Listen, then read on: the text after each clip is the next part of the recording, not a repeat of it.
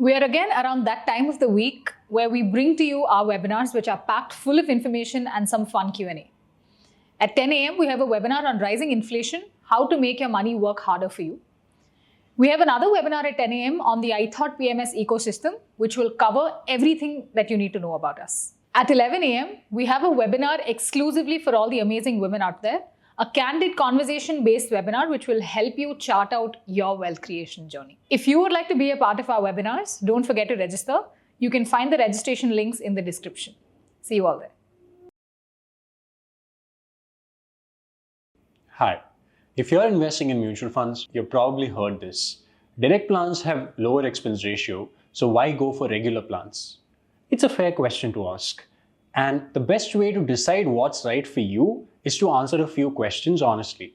So why don't we do that right now? The first one, do you regularly check what your mutual fund is holding? It's not just about the fund's name or the past return. So do you actually know what companies it's investing in? For example, is it overweight on mid-caps, banks, or PSU stocks? Doing this helps you understand where your returns are coming from and what risks you're exposed to. Moving on to the second question, can you tell if the fund's past performance are repeatable? Many investors choose 3-year or 5-year returns, but a fund showing 18% CAGR might have done well in one good year. So is it consistent performer or just a lucky run?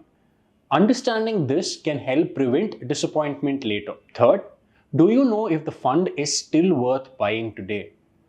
Sometimes great funds get overbought. If the valuations are stretched, entering now might mean lower returns ahead. Are you tracking your entry points or are you just buying based on ratings?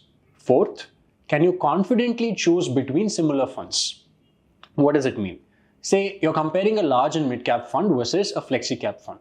Do you know which one fits your portfolio better, or are you just going by the past performance or the brand names? Fifth, are you actively managing risks in your portfolio? So that includes avoiding overexposure to a single style, sector, or category. It also means checking if a fund has changed its investment strategy. That's called style drift, and it can hurt your long-term performance. And finally, can you do all of this while managing your work and life? So it's not just about knowing all of this, it's about staying on top of it every quarter, every year, and every decade. Most people don't have the time, energy, or the headspace to do all of this. Now, let's look at where you stand. So if you have answered 5 to 6 questions as yes, well, you're probably doing fine. You just have to stay consistent. If it's 3 to 4 yes, you're close, but there may be gaps in your decision making. If it's 0 to 2 yes, you're not managing your portfolio, you're speculating and you're taking chances. And if that's you, that's exactly why we built Milestones2Wealth. We are a team of CFAs, CAs, MBAs who do the research, track the risks, choose the right funds, and review your portfolio regularly so that you stay focused on your life and we'll stay focused on your investments. If you want that kind of a support system, you can register using the form in the description below and we'll help you get started.